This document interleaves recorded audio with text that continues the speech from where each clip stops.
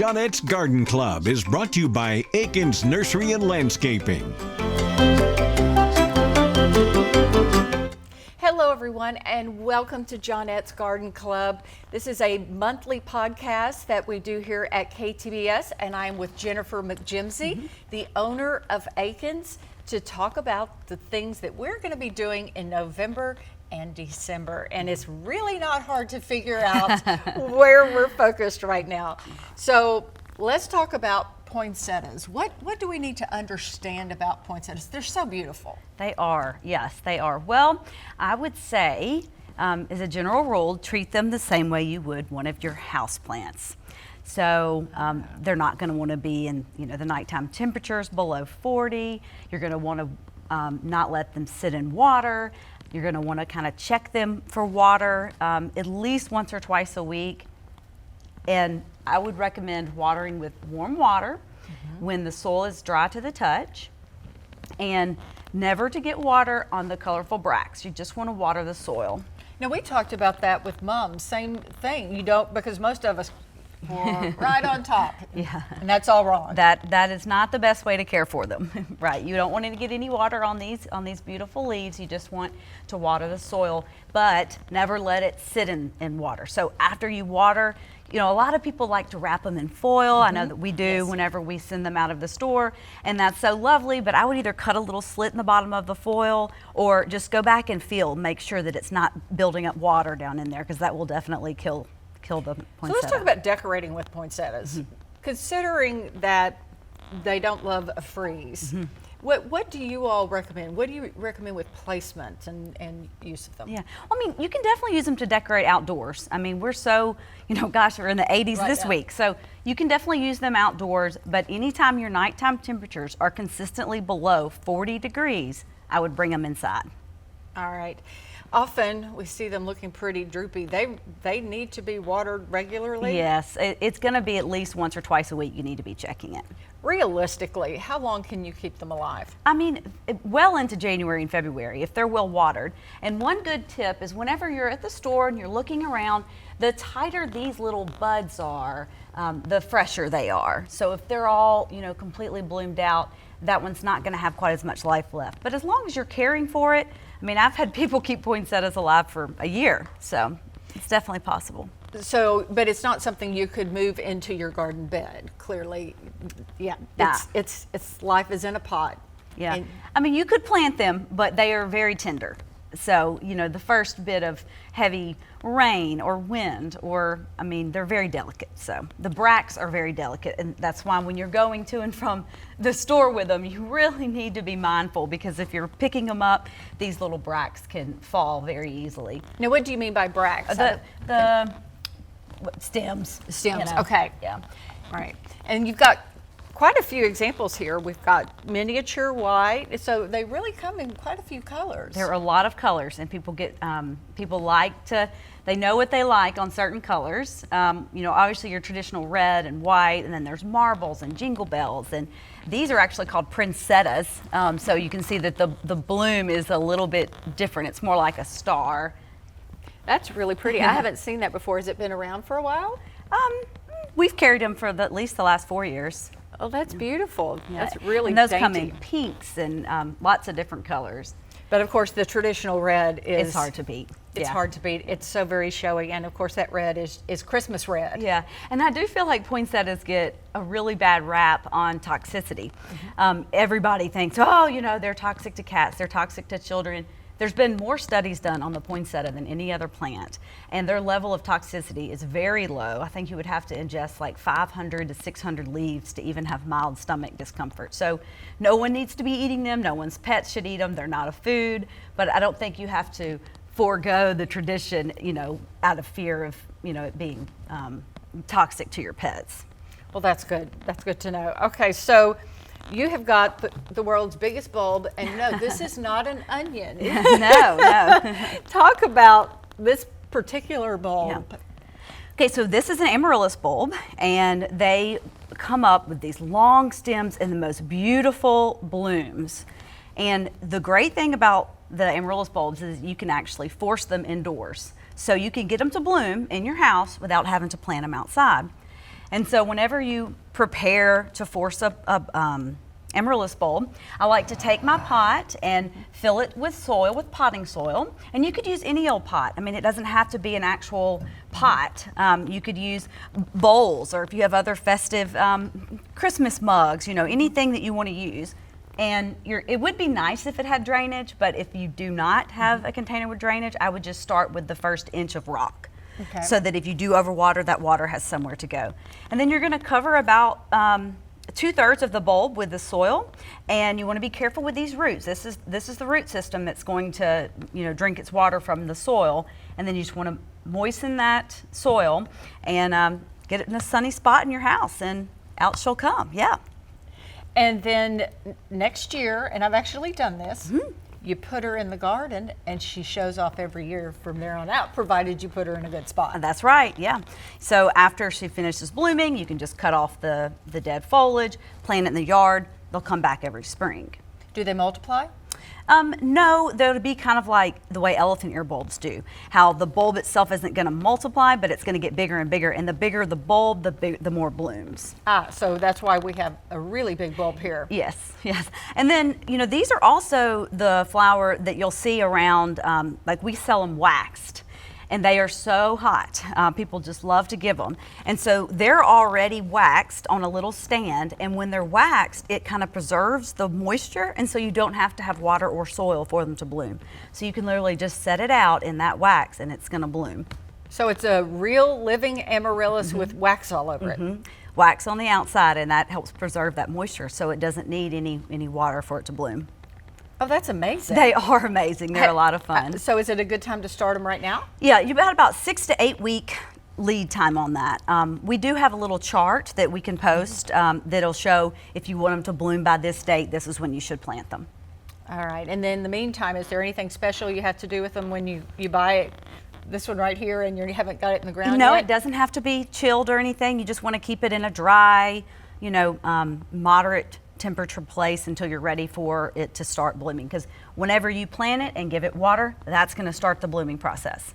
All right, so we have some more bulbs here too. Yes, okay, and so these are paper whites. Paper whites are also, they're that very fragrant with the cute little delicate white flower. It's actually a narcissus, so it is in the same family as the daffodils, but they have a very nice fragrance. And I like to plant paper whites in pea gravel. So you would take whatever container, again, it doesn't have to be a pot, but you certainly can use a pot, and then fill it with the pea gravel about 2 or 3 inches, not a ton, because you don't want it to be too heavy. So if you, and then you're gonna just wanna use the pea gravel to basically situate the bulbs, to keep them upright. And then you're going to fill, you're gonna put some water into that pea gravel to where it's almost touching the bulbs. You don't want to submerge the bulbs in water because that would encourage them to rot. But if you can just kind of get the water to about right there, and I've even used Q-tips or toothpicks, okay. to see, okay, how far down is my water level? Because you just want enough for these roots to start to grow and to access the water. And then they come up and they're beautiful. Yeah, about the same timeline, about 6 to 8 weeks on those as well. Now, daffodils, easy bulbs, and they'll come back for 50 years. Paper whites, do they come back? Yeah, you could. The interesting thing is that they're so easy to force indoors. So that's what makes them so special. Like, you wouldn't be able to just put daffodil bulbs in a similar manner. They're all not going to force indoors for you. This variety of narcissus, the paper white, does bloom indoors very easily, and so it makes it a lot of fun to do. So let's elaborate on this concept of forcing indoors for people who haven't heard that phrasing. What does that mean?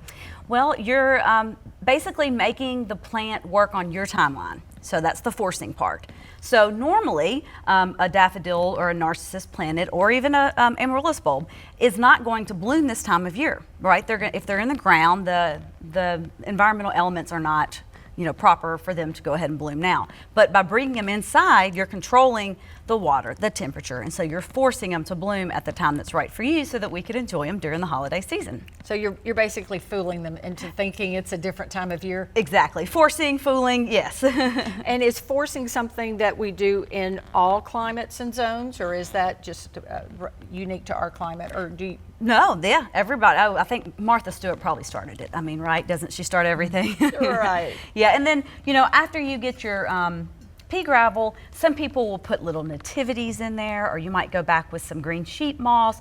You could even take clippings from your trees to tuck in there. So there's a lot of ways to make your pot look festive while you're waiting for the bloom. All right, and paper whites, they're so beautiful. Yes. They really are so very delicate. Yes. And you said they're fragrant? Yes, and you either love it or you not so much. Some people don't like the smell, but I do love it. And one other tip, I have heard that if you put 1 part vodka to 7 parts water, whenever you water them, it will help keep the stems from getting too long and stretching. Interesting. Yeah, it's just any old brand will do. Okay, don't need a fancy brand No. for the paper whites. All right. Oh, this is what I love. This beautiful real foliage for people who love a beautiful wreath, real garland. Talk about this and caring for it. Yeah, so this is fresh off the truck. So this is real cedar garland, and this is an 18-foot roll, so it's all wired up. But, it would stretch out. And the reality is most of the garland and the wreaths that are going to be enjoyed this season have already been cut. So in order to care for it, it's okay to buy it now. You just want to take it and store it in the shade outside where it can get access to the most moisture. So like the side of your house in the shade where it might get hit by the sprinklers or it's going to get the dew. That's going to really help prolong the life until you're ready to decorate with it. And then the day before you're ready to decorate, I would soak it in water, just lukewarm water. Regular tap water is fine. You can do it in your bathtub. You could do it in one of those big plastic moving tubs. Just something that you can get full of water. Put this down in there. Let it soak for like 2 hours or even overnight if you have the time, and then let it dry out completely, and then decorate. And that's really going to help extend the life of it. So what is the life of something like this before it starts dropping needles? What can you count on? Yeah, well, what I do love about the cedar garland is it does dry very pretty. So it's not going to drop a bunch of needles in your house the way a lot of greenery will. It's going to dry pretty, and it's just going to depend on the conditions in your house. Now, if this was outside on a fence line or, I would expect it to stay green, into January. But inside, we're running fireplaces, we're running the heater. There's a lot of, factors that are going to dry it out quicker. So you just want to, soak it. You could use wilt stop to help, but the key is really to give it a good soak and try not to, like if you hang it over your fireplace, just keep in mind, the more you run that fire, the faster it's going to dry it out. Okay, so you mentioned this is cedar. Talk about the different types of garland that you can create, different plants that you can use, and why you like this particular one. Yeah, well, this is the cedar garland. We also carry one that we call premium, and it's got a cedar base, and then it also has pine and Fraser fir and noble fir, so it's kind of a mixture of several different textures, and a lot of people like that look. So, it's just personal preference. And this is like a hose. It's all one piece.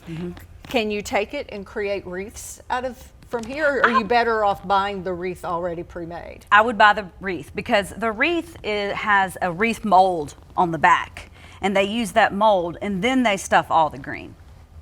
I should have grabbed a wreath as well, but we've got, the wreaths are going to go from 22 inches all the way up to 40 inches.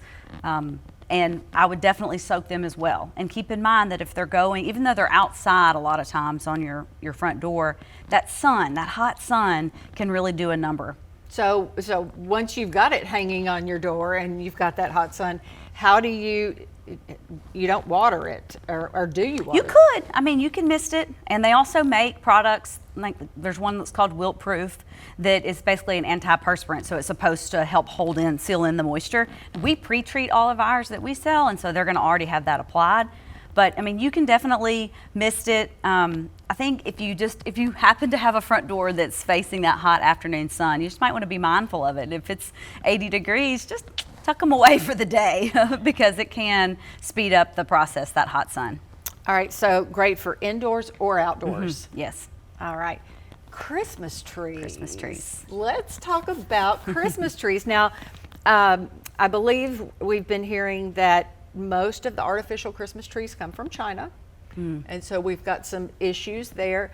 A lot of people love real Christmas trees. Yeah, I do. I love a real Christmas tree. The key is keeping water in the bowl, okay? Yeah. If you keep that bowl of water full from the time it gets the first fresh cut until, you're ready to dispose of it, it shouldn't dry out. The problem is if, let's say, the first few days, those trees are going to drink water really, really quick. Well, if you fill it up when the tree's first delivered and then 2 days goes by and it drinks that water up really fast and you don't refill the bowl, the seal on the bottom is going to cover back up with sap again, and then it's not going to take up the water. So you just have to be very mindful. Like, as soon as we get our trees in, we give them a fresh cut and we put them in water, and then they stay in water indefinitely. You need to make sure that bucket of water does not dry out at any time. So how long, if you do all these things, how long should your Christmas tree last? Because the people who buy real trees, they're like, oh, if I get it too early, is it not going to be a good idea? Yeah. So again, all the trees have been cut.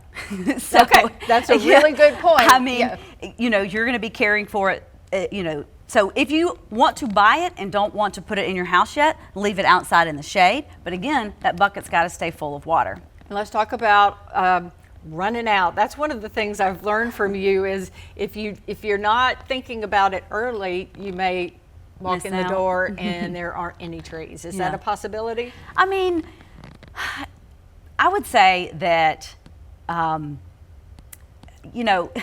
they've been saying that there's a shortage in Christmas trees for years. We've been getting about the same amount, for the last 6 years. They do look phenomenal this year. They're coming in really, really good quality. I don't think you have to panic. I think there's enough trees to go around. All right. And also, how tall a tree do you need? What do you tell people in terms of ceiling height and tree size? Yeah. Are there any guidelines? Well, people want to get the tallest tree that will fit in their house, that's for sure. But I don't think that's necessarily needed. I mean, a tall tree takes a lot more to decorate. So just be mindful of, an 8-foot Christmas tree is a very large tree, and it's going to take a lot of energy to keep that, to decorate it, and a lot of ornaments. And so, and also the 8-foot trees are a really nice shape. The taller that they are, you have to think that is a living tree, and then you want it to stand perfectly in the middle of your living room. So people just have to keep that in mind. It's not a fake tree. It is a live, real tree that was grown in the woods. And so they have to kind of set your expectations on that. All right. Thank you so much, Jennifer. And thanks for joining us. And as always, you can catch all our powerful reporting and exclusive insights at KTBS Plus as we dig deeper into the stories shaping our community. Find all our podcasts wherever you get your favorites or stream them now at ktbs.com/podcast. Thanks for joining us, and we'll be back here next month for Johnette's Garden Club. See you then.